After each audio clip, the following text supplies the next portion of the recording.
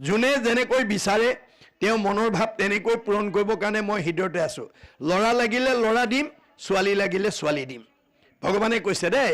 কিন্তু মোৰ পৰা কেনেকৈ বিচাৰিব লাগে মই নিয়মবিলাক ভাগৱতৰ মাজত এটা পৰিত্যক্ত ঋষিমুনিয়ে ধ্যান কৰি সিদ্ধি লোৱা এটা পৰিত্যক্ত মন্দিৰ দেখা পালোঁ। আৰু তাতেই মই খন্তেক জিৰণি লওঁ বুলি ঠাইখন মচি পৰিষ্কাৰ কৰি শুলোঁ। টোপনি গ'ল, কালসৰ্পই দংশন কৰিলে, মোৰ মৃত্যু হ'ল। কিন্তু জীৱনৰ শেষ বেলা মই সেই যে ঈশ্বৰ আৰাধনা কৰা ঠাইখন মচি দিলোঁ, তাৰ কাৰণে মোৰ পূৰ্বজন্মৰ সকলো পাপবিলাক খণ্ডন কৰি এই জন্মত ভগৱন্তই মোক মানে ইক্ষ্বাকু বংশত 61 ৰজা কৰি জন্ম দিছে। আৰু মই জাতিস্মৰ শক্তিৰ বলত এই কথা জানি মই তুমি কোৱাৰ দৰে চাকৰ নাকৰলৈ অপেক্ষা নকৰি নিজৰ নামঘৰটো মই নিজেই মচোঁ। নামঘৰ মচিলে কি হয় শুনা, হৰিৰ মন্দিৰ কৰে যিজনে মাৰ্জন, তাৰো যত পুণ্য হৈ নাযায় গণন। নামঘৰ বা গুৰুগী মচিলে যিমান পুণ্য হয় মই তোমাক সেইটো হিচাপ দিব নোৱাৰোঁ। জানিবা নাজানি কৰে মন্দিৰ মাৰ্জন, তাহাৰো সাফল্য हुए মনুষ্য জনম। কোনোবাই নাজানে পুণ্য হয় বুলি তথাপিও মচিছে, তাৰ জীৱন সাৰ্থক হ'ব। স্বজ্ঞানত কৰে যিটো মাৰ্জন মন্দিৰ, সৰ্বপাপ খণ্ডি হৈ ভৱ ভয় পাৰ। যি জানে নামঘৰ মচিলে মানে পুণ্য হয়, তেওঁৰ এই সংসাৰৰ মহাপাপৰ পৰা তেওঁ মুক্ত হৈ যাব পাৰিব। কাৰোবাৰ অৱস্থা ভাল পকাৰে বনাইছে, কাৰোবাৰ অৱস্থা বেয়া খেৰেৰে বনাইছে। ধনীয়ে কৰন্ত দিব্য হৰিৰ মন্দিৰ, ইষ্টক পাষাণ্য ৰূপ সুবৰ্ণ প্ৰাচীৰ। তৃণ কাষ্ঠ বিয়া কৰে দৰিদ্ৰে নিৰ্মাণ, তথাপি মাৰ্জন ফল দুইৰে সমান। পকা ঘৰ মচিলে বেছি পুণ্য, কেঁচা ঘৰ মচিলে কম পুণ্য নহ'ব। সেইকাৰণে কৃষ্ণই কৈছে অৰ্জুনক, মানে মূৰ গৃহে পুষ্প বাতি কৰিবা যতন, শ্ৰদ্ধাভাৱে মূৰ গৃহ কৰিবা লেপন। গৃহক লেপনতে মিতিকালৰ এনো যত, সেই কৰ্মে ভক্তি বাহে থাকে বৈকুণ্ঠত। আপুনি নামঘৰ বা গুৰুগী মচি আনোতে হাতৰ আঙুলি সাজবোৰ যিমান তাত পৰিব সিমান দিন বৈকুণ্ঠত মানে বাস কৰিব পাৰিব। সেইকাৰণে জয়ন্তী সতীয়ে এই তথ্য দাঙি ধৰি কৈছিল যে প্ৰাতহে উঠিয়া কৰোঁ গৃহকৰ্মগণ, বাহিৰে ভিতৰে কৰোঁ গুময় সিঞ্চন। বৰ সুন্দৰ হৈছে। যোৱা পানী আনা, 3টা গাঁঠিৰ এপল পানী আৰু এপল মাটি ব্ৰহ্মপুত্ৰৰ পৰা যুগবলৈ আনি টেম্বুৱনী জানত পেলাই দিয়াৰ লগে লগে বুৱতী নদী বন্ধ হৈ গ'ল আৰু সেই অঞ্চলৰ ৰাইজ বানপানী কবলৰ পৰা উদ্ধাৰ হ'ল। আজিও সেই জানটোৰ নাম শান্তি জান হিচাপে বৰদোৱাত পৰিচিত হৈ ৰ'ল। এয়া মহিয়সী নাৰীসকলৰ আদৰ্শ। আমাৰ অৰ্জুনক ভগৱন্তই কৈছে যে যি এগৰাকী নাৰীয়ে ঘৰখন, পৰিয়ালটো, সমাজখন সুন্দৰকৈ পৰিচালনা কৰিবৰ কাৰণে আমাৰ আইসকলৰ 7টা সদ্গুণ থাকিব লাগে। আজি ইয়াত থকা সকলৰ যদি কাৰোবাৰ গাত 7টা সদ্গুণ আছে তেওঁ ভাগ্যৱতী নাৰী। যদি কমি আছে পুৰাই ল'ব দেই। মই গুণকেইটা কথা কৈ দিছোঁ। ভগৱন্তই অৰ্জুনক কোৱাৰ চলেৰে আমাক কৈছে কি বুলি, কি 7টা গুণ লাগে? কীৰ্তি, চিৰি, বা কৈশ্য, নাৰী নাং, ধীতি, মেধা, ক্ষমা, স্মৃতি। এই 7টা গুণ। আপোনালোকে এই 7টা গুণৰ কথা নিজে শিকি ছোৱালীবিলাকক বেছিকৈ শিকাব দেই। কাৰণ আমাৰ জৱাহৰলাল নেহৰুৱে এটা মন্তব্য কৰিছে, if you educate a boy you educate individual only, if you educate a girl you educate the entire family. আপুনি ল'ৰাক শিক্ষা দিলে ব্যক্তিগত শিক্ষা দিয়া হ'ব, এজনী ছোৱালীক যদি শিক্ষা দিয়ে ভৱিষ্যত পৰিয়ালটোৰ কাৰণে উপকাৰ হ'ব। সেইকাৰণে আমি ছোৱালীবিলাকক এই নীতি আদৰ্শ কথাবিলাক আমি ক'ব লাগে যে আমাৰ কৃষ্ণই অৰ্জুনক কোৱাৰ চলেৰে আমাক কোৱা 7টা গুণ হৈছে কি? 1 নম্বৰ কীৰ্তি, চিৰি, বা কৈশ্য, নাৰী নাং, ধীতি, মেধা, ক্ষমা, স্মৃতি। এই 7টা। 1 নম্বৰ কীৰ্তি, আইসকলৰ কামবিলাক আনৰ প্ৰশংসনীয় হ'ব লাগে। আইবিলাকে কৰা কামবিলাক নিট এণ্ড ক্লিন, ডিচিপ্লিন, পৰিপাটিতা হ'ব লাগে, নিয়মানুৱৰ্তিতা হ'ব লাগে। তেতিয়া সেই ঘৰখনৰ সৌন্দৰ্যটো অটুট থাকে। গতিকে আমাৰ বহুত আয়ে পৰিপাটিতা আৰু নিয়মানুৱৰ্তিতা নোহোৱাৰ কাৰণে কামেই কৰি থাকে, আজৰিয়ে নাপায়, ঘৰৰ কামৰ পৰা আজৰি নাপায়। তেওঁ মানে যিটো পৰিপাটিতা বা নিয়মানুৱৰ্তিতাটো নাজানে, সেইকাৰণে মানে কামেই কৰি থাকে, আজৰিয়ে নাপায়। সেইটো হ'ব নালাগে। আমি কামৰ পৰা মুক্ত হোৱাৰ ব্যৱস্থাখিনি আমাৰ জানিব লাগিব। 1 নম্বৰ চিৰি, নিজেও ধুনীয়া হৈ থাকিব লাগে, পৰিয়ালটো ধুনীয়াকৈ ৰাখিব লাগে, ঘৰখনো পৰিষ্কাৰ কৰি ৰাখিব লাগে। বা কৈশ্য, কথা ক'ব জানিব লাগে। আজি আইসকলে কথা ক'ব নজনাৰ কাৰণে বহুত পৰিয়ালত শাহু বোৱাৰীৰ মাজত মনোমালিন্য, বহুত পৰিয়ালত দেউৰেকৰে নবৌৱেকৰ মাত বোল নাই, ননন্দী বা মানে হেৰিয়াৰ লগত নবৌৱেকৰ লগত মাত বোল নাই, ইত্যাদি ইত্যাদি। গতিকে আমাৰ আইসকলে যদি কথা ক'ব জানে সেইখন ঘৰত কেতিয়াও কাজিয়া পেচাল হ'ব নোৱাৰে। আমি কেনেকৈ ক'ব লাগে অলপ আগতে আলোচনা কৰি গৈছোঁ। সত্য প্ৰিয় হিত, সদায় সঁচা কথা ক'ব, আনে শুনিবলৈ ভাল পোৱাকৈ ক'ব, আৰু কোৱা কথাটোৱে আনৰ উপকাৰ কৰিব লাগিব, অপকাৰ কৰিব নালাগিব। 4 নম্বৰ ধিতি, ধৈৰ্য গুণ লাগিব দেই। যিখন ঘৰৰ আইসকলৰ ধৈৰ্য গুণ থাকে স্বামী বা পৰিয়ালটো বিপদত পৰিব নালাগে। আমাৰ আইসকলৰ ধৈৰ্য গুণটো মানে হৰিচন্দ্ৰৰ ভাৰ্যা শৈবাৰ দৰে হ'ব লাগে। শৈবাই আমাৰ ধৈৰ্য গুণৰ পৰিচয় কেনেকৈ দিছে যে হৰিচন্দ্ৰ ৰজাই ভাৰ্যাৰ লগত কোনো আলোচনা নকৰাকৈ সত্যত বন্দী হৈ বিশ্বামিত্ৰক সকলো ৰাজ্যধন দি দিলে। অৱশেষত দক্ষিণা দিবলৈ পইচা নাই। তেওঁ ঋষিৰ পৰা এমাহ সময় বিচাৰিলে। ঋষিবৰ মোক এমাহ সময় দিয়া, মই এমাহৰ পিছত তোমাৰ দক্ষিণাটো যোগাৰ কৰি দিম। তেতিয়া বিশ্বামিত্ৰই ক'লে ঠিক আছে এমাহ দিছোঁ। তেওঁ এমাহ সময় লৈ ভাৰ্যাক লগত লৈ এখন উপবনত পলাই আছেগৈ। ঋষিয়ে এমাহৰ পূৰ্বে বিচাৰি বিচাৰি গৈ সেই উপবনত পাই হৰিচন্দ্ৰক উদ্দেশ্যি ক'লে, হেৰা মহাৰাজ, মোৰ দক্ষিণাটো যদি হেলা কৰ তই সবংশকে সাপি ভস্ম কৰিবহো মই। মোৰ দক্ষিণাত যদি তই অৱহেলা কৰ তোৰ গোটেই বংশ মই সাপ দি ধ্বংস কৰি দিম। ঋষিৰ বচন শুনি হৰিচন্দ্ৰ ৰায় কঁপিবে লাগিলে মুখে মাতবোল নাই। তেওঁলোকে মাতবোৰ নাইকিয়া হৈ গৈছে। তেতিয়া মানে মনৰ কথা ক'বলৈ ভাৰ্যা বাদে দ্বিতীয় ব্যক্তি নাই। ভাৰ্যাকো চাহিয়ে ৰাজা বুলিলা বচন, শুনা প্ৰাণেশ্বৰী মোৰ বাক্যে দিও মন। হেৰা ভাৰ্যা, মোৰ কথালৈ অকণমান মনোযোগ দিয়া। কেনমতে ঋষিৰ মই খুজিবহো ধাৰ, কেনমতে বংশক মই কৰিবো ধাৰ। মই এতিয়া ঋষিৰ ধাৰটো কেনেকৈ পৰিশোধ কৰোঁ, বংশটো মই কেনেকৈ উদ্ধাৰ কৰোঁ। মোৰ মাত হৰি গৈছে।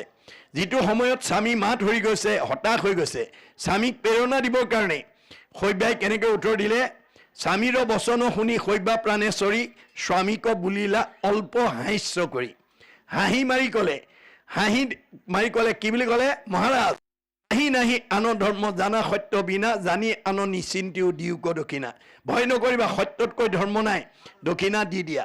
তেতিয়া হৰিচন্দ্ৰ ক'লে মই ক'ৰ পৰা দিম, মোৰ হাতত পইচাও নাই। তেতিয়া উত্তৰত তেওঁ কি বুলি ক'লে, আমাকো বিকিয়া ৰাজা ঋষিৰ খোজা ধাৰ, আতপৰে আন উপায় নেদেখো আৰ।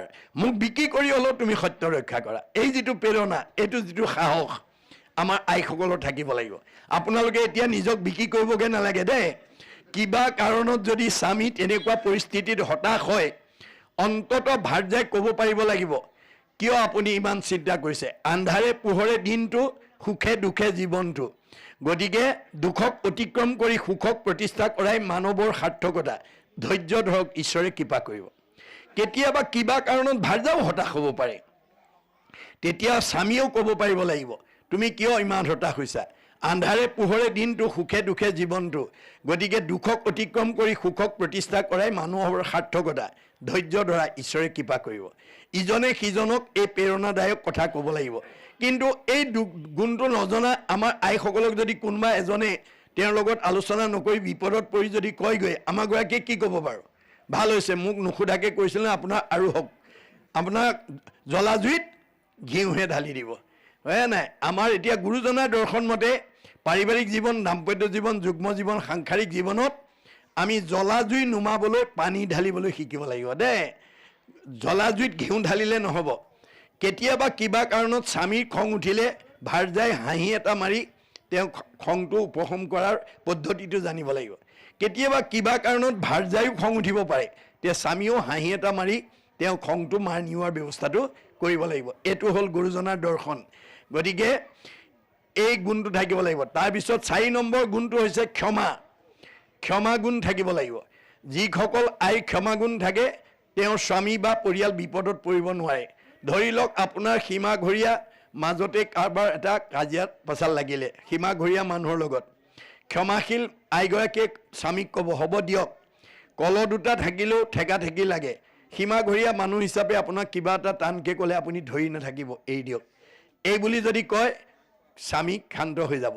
তাকে নকৰি যদি ভাৰ্যাই কয় তেনেকৈ ক'বলৈ কোন, ধৰক মাৰক, এই বুলি যদি লগাই দিয়ে, তেতিয়াহ'লে ভাৰ্যাৰ উচতনিত যদি তেওঁ মাৰপিট কৰে তেওঁ মানে বিপদগ্ৰস্ত হ'ব। আমাৰ আইসকলৰ ক্ষমা গুণটো দ্ৰৌপদীৰ নিচিনা হ'ব লাগিব। দ্ৰৌপদীৰ 5টা পুত্ৰৰ মূৰ কাটি নিয়া অশ্বত্থামাক কৃষ্ণ অৰ্জুনে হাতে ভৰিয়ে আনি বান্ধি মুখৰ আগত ধুপুচকে পেলোৱাৰ পিছত আমাৰ আইসকলে হোৱা হ'লে টুকুৰা টুকুৰ কৰিলেহেঁতেন। কিন্তু দ্ৰৌপদীয়ে কি ক'লে, মই যেন মোৰো পুৰী পুত্ৰ শোকে অগণি হিয়া দহয়, তাহাৰৰ অৱস্থা শুনি সেই মতে গৌতমী তেজীৱে জীৱ। মেলা মেলা বান্ধ ইহাৰৰ দুখেকে অধিকে উধাই জুই বুলি পেলাই তেওঁক মানে বান্ধটো খুলি দিবলৈ ক'লে। পুত্ৰবধি দ্বিজ তাহাকো নমিলা প্ৰণামিলাত চুই পাও, তোমাৰো সমানো শান্তি নেদেখিব কৰিলা হেন আৰাও। 5টা পুত্ৰৰ মূৰ কাটি নিয়াৰ পিছতো যিজনী আয়ে মানে শত্ৰুক মুক্ত কৰিব পৰা যিটো ক্ষমাগুণ, সেই গুণ বিশিষ্ট হ'ব লাগিব। তাৰপিছত মেধা সম্পন্ন তৎপৰতাই কামবোৰ কৰাৰ গুণটো থাকিব লাগিব। আৰু আমাৰ শেষৰ গুণটো হৈছে স্মৃতি, মনত থকা, ঘৰখনত কি আছে কি নাই, কোনটো বস্তু ক'ত আছে ক'ত নাই, সেই কথাবিলাক আমাৰ আইসকলৰ মনত থাকিব লাগে। তেতিয়া ঘৰখন সুন্দৰকৈ পৰিচালনা হ'ব। আৰু আমাৰ বৈবাহিক জীৱনৰ বিশেষকৈ আমাৰ নৱদম্পতীসকলে আমাৰ নৱদম্পতীসকলে ভাগৱতৰ তত্ত্ব নজনাৰ কাৰণে আজি বহুত দম্পতী বাঞ্ছিত ফলৰ পৰা বঞ্চিত হৈ আছে। কাৰোবাক লাগে এটা ল'ৰা পায় এজনী ছোৱালী, কাৰোবাক লাগে এজনী ছোৱালী পায় এটা ল'ৰা। গণ্ডগোল ক'ত লাগিল? ৰহস্য ক'ত? সেই ৰহস্য ভেদ কৰিবৰ কাৰণে ভাগৱত শুনিব লাগে। ভগৱন্তই আমাৰ হৃদয়তে আছে। সমস্ত ভূতৰে মই আছো হৃদয়ত। কিয় আছো? যাদৃশী ভাৱনা জৈছ সিদ্ধি ভৱতী তাদৃশী। যোনে যেনেকৈ বিচাৰে তেওঁ মনৰ ভাৱ তেনেকৈ পূৰণ কৰিবৰ কাৰণে মই হৃদয়তে আছো। ল'ৰা লাগিলে ল'ৰা দিম, ছোৱালী লাগিলে ছোৱালী দিম, ভগৱানে কৈছে দেই। কিন্তু মোৰ পৰা কেনেকৈ বিচাৰিব লাগে মই নিয়মবিলাক ভাগৱতত বান্ধি থৈ আছোঁ। অৰ্থাৎ আমাৰ মানে 24 ঘণ্টাত 8টা পোহৰ, 8টা পোহৰ, সূৰ্য উদয়ৰ পৰা সূৰ্যাস্তলৈ 4টা পোহৰ, আৰু সূৰ্য উদয়ৰ পৰা সূৰ্য অস্তৰ পৰা সূৰ্য আকৌ পুনৰ উদয় হ'লে 4টা পোহৰ।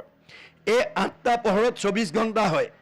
আমাৰ নৱদম্পতীসকলে মনে ভবা সন্তানৰ পিতৃ মাতৃ হ'বৰ কাৰণে আমি কোনটো পোহৰত আগবাঢ়িব লাগে, এই কথা দাৰ্শনিক পণ্ডিত গুৰুজনাই সীমা বান্ধি থৈ গৈছে, সময় বান্ধি থৈ গৈছে।